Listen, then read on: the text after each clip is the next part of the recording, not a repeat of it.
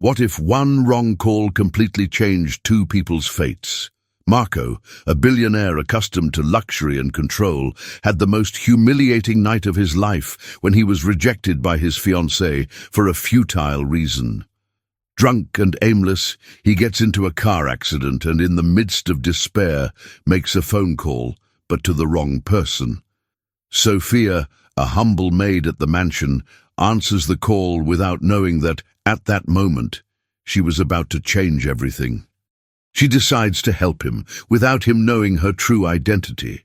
But what starts as a misunderstanding soon turns into something much bigger. And now, when Marco discovers the truth, will he be able to see what has always been in front of him? Or will he let go of the only person who ever truly cared? Fate gave him a second chance. But will he know how to take advantage of it? Laura, where are you? Marco held the phone tightly, frustration clear in his voice. In the hall. Did you want me to go to dinner with my hair disheveled? Yes, because this is an engagement dinner. Oh, Marco, we'll solve this tomorrow. The line went dead. Marco looked at his cell phone screen astonished. She hung up. She hung up. He huffed, throwing the phone on the passenger seat and stepping on the gas. His red Ferrari cut through the road like lightning, but what burned inside him was something much worse than speed: humiliation. After all, he had prepared everything. The five-star restaurant, the perfect ring, even the speech he rehearsed for days in front of the mirror, and it was all thrown away for an appointment at the beauty salon. He gripped the steering wheel, feeling his anger rising. Nothing like a multiple failure of dignity. He turned the radio dial, looking for something to distract himself, but everything seemed irritating. First, a romantic song. Then an overly animated announcer. Shut up, bastard. He turned to pick up the phone, and in that second, he saw a figure on the road. He braked sharply. The car skidded. The roar of the engine was followed by a metallic crash as the Ferrari crashed into a sign. The silence was overwhelming. Marco opened his eyes, trying to process what had happened. The car was tilted. The front was destroyed. He blinked a few times, feeling the metallic taste of blood in his mouth. Excellent. Nothing like turning a bad night into a complete disaster. He picked up the phone and tried to call Laura. He called, and went to voicemail. Obvious. What's the point of dating a woman if she's not even good for saving me from an accident? He tried dialing again, but his vision was blurred. He pressed a recent contact, not noticing the name on the screen. Laura, my love, come and get me. I'm on the road and surprise, I'm a wreck. On the other side, Sophia held the phone, confused. Mr. Marco? I'm so glad you answered. I think I drank too much, or hit my head, or both. All I know is that I'm here alone, abandoned, without a car, without love, without hope. Sophia looked around. The mansion was silent. Everyone slept. Where are you? On the road, the one that goes, somewhere. You just said you have no hope. Does this mean the car broke down? Oh yeah, that too. Now come quickly, because if I die here, I will haunt this mansion forever. Sophia closed her eyes, taking a deep breath. That's going to be a problem. But even knowing that, he grabbed a coat and headed out the door. The taxi stopped next to the destroyed car. Sophia got out, pulling her coat to protect herself from the cold wind of the deserted road. My God, he destroyed the car. She walked slowly to the crumpled vehicle and lightly tapped on the window. Mr. Marco? The car door suddenly opened and Marco stumbled out like a drunk on a boat in a storm. Laura, you came. He smiled triumphantly, then frowned. You look different. Did you cut your hair? Sophia, still covered by the scarf she wore to protect herself from the cold, hesitated. Yeah. You could say yes. Marco shook his head, trying to focus on her. Whatever. I knew you would come. You love me after all. Are you okay? I'm great. Apart from the fact that I lost my car, my engagement, and maybe a little of my dignity." He stumbled and Sophia grabbed his arm, helping him balance. "Maybe we should go before the police show up and think you escaped from an underground rave." "Ah, you're always so witty, Laura." He pulled Sophia into an unexpected hug. "Oops, okay, group hug, is that it?" She stood rigid, not knowing what to do. Marco pulled away a little, looking at her closely. "You know, you smell different today. Jasmine and... what is that? Bergamot?" Sophia's heart accelerated. "Yeah, it must be the taxi. You know, drivers like exotic perfumes." Marco laughed, leaning against her, always making up funny excuses. "And why does your voice sound strange? Do you have the flu?" "Let's say yes." You look adorable with the flu." "Thanks, I guess." Suddenly, without warning, Marco leaned forward and kissed her. Sophia froze. His lips were warm, tasting faintly of whiskey and confusion. For a second, she was lost in the moment. But then reality hit hard. He thought he was kissing Laura. She walked away quickly. "Oops, okay. Surprise kiss, is that it?" Marco laughed. "Laura, you're so fun." Sophia sighed. "Let's get you home before you unknowingly propose to me." She guided him to the taxi, feeling a whirlwind of emotions. Established secret. Marco had no idea he kissed the wrong woman. And Sophia, well, she didn't know what to think about it either. Marco woke up to the sunlight shining through the huge window in his room. His head felt like he'd been hit with a hammer, and his mouth tasted like regret mixed with whiskey. What the hell happened yesterday? He sat up slowly, blinking a few times to clear the fog in his mind. Fragments of the previous night passed by like disconnected flashes. A destroyed car, a phone call, someone at your side. And then, wait. He frowned and inhaled the pillow. A different scent wafted in the air, jasmine and bergamot. His heart sped up. Laura never wore that perfume. Hers was strong, citrusy, almost aggressive.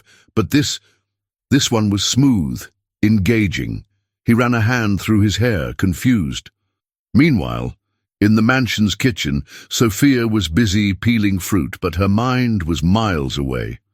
"Are you okay?" asked Anna, the cook, while washing the dishes. "Of course. Why wouldn't I be?" "Because you've been peeling that apple for 5 minutes. It looks like you're trying to carve a work of art." Sophia looked at the knife and realized that, in fact, she had been holding the fruit for so long that it was almost translucent. Just distracted. Before Anna could respond, Marco entered the kitchen. Sophia froze. He stopped near the door, eyes narrowing slightly as he smelled that scent again. "Good morning." Everyone responded, except Sophia, who was trying to be invisible. Marco looked at each of the employees, his gaze finally landing on her. "Are you wearing perfume?" Sophia laughed nervously. "Me? No. I mean, yes, but nothing much. Just soap." He tilted his head, still intrigued. Before she could say anything else, Laura entered the kitchen, her heels echoing across the floor. "Marco, my love, are you okay? I can't believe your car broke down. What a tragedy!" She threw her arms around him, holding him against her. Marco hesitated before returning the hug. His nose pressed against her neck, no jasmine and bergamot. "Yes, terrible," he murmured, his eyes still fixed on Sophia. "But it's okay, right?" Laura continued, fixing her hair. "The important thing is that you're fine. And your car, oh, you can buy another one later." Marco laughed, but without humor. Sophia, who was watching from afar, felt something strange in her chest. "So, love, what happened last night?" Laura asked casually. Marco held his breath, waiting for some reaction that would prove that she knew everything. But nothing. It was then that he realized. Laura never knew he had an accident. He looked away at Sophia. If Laura didn't know, who was really by his side that night? And most importantly, why? Marco couldn't get that question out of his head for the rest of the day. Who helped him the night of the accident? And more importantly, why did Laura have no idea what happened? In the mansion's library, he was leafing through a book without actually reading it when he found something in his jacket pocket, a strand of brown hair. He frowned. Laura was blonde. He held the thread between his fingers, feeling his chest tighten. In the kitchen, Sophia tried to maintain her composure, but every time she heard heavy footsteps in the hallway, she felt a shiver run down her spine. "You look strange today," commented Anna. "Me? Imagine! I'm normal, extremely normal, very normal." Anna raised an eyebrow. "You've been cleaning the same cup for 3 minutes. Sophia swore silently. Before he could respond, Marco entered. His gaze was different, more observant. "Sophia?" She turned around slowly, forcing a smile. "So Marco, what do you want?" He approached. "I had a curious thought today." Sophia swallowed. "Oh, yeah? Yes. Do you believe in coincidences?" She looked away. "It depends. What kind of coincidence?" Marco leaned against the counter, crossing his arms. "Say, an accident, an unexpected rescue, a scent of jasmine and bergamot." Sophia almost dropped the tray she was holding. "What? What do you mean?" "I want to say that I have a very simple question for you, Sophia." She felt trapped. "What question?" Marco held the strand of brown hair between his fingers and held it up for her to see. "That hair, is it yours?" Sophia's heart skipped a beat.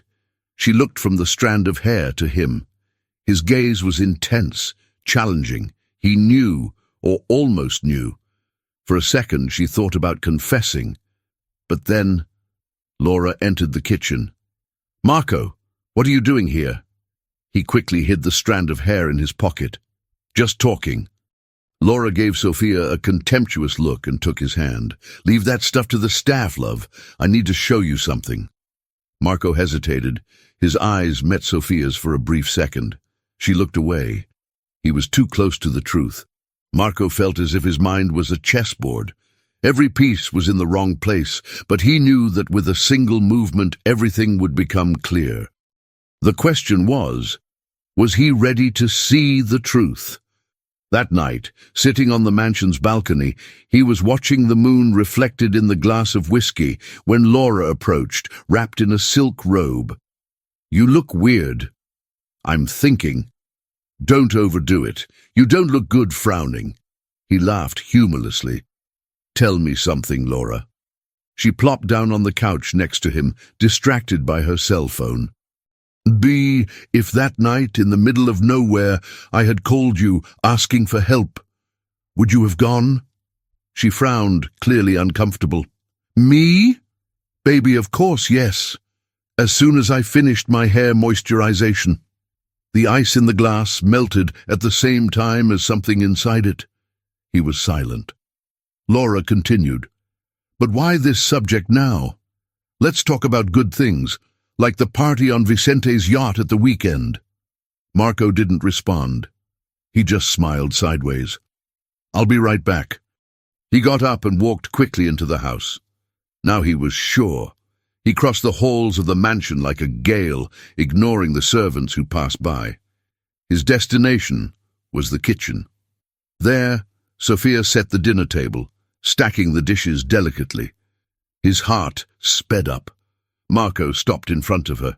Sophia felt the air disappear. "It was you, wasn't it?" She stood still. "What are you talking about, Mr. Marco?" "You met me on the road.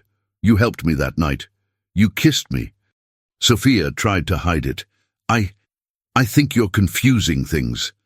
"Sophia, look at me." She finally looked up. "Was it you?" The silence between the two was dense, filled with expectation and fear.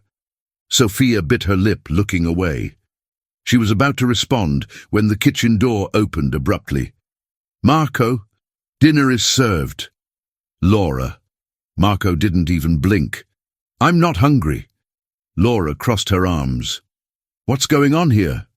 Sophia took a step back.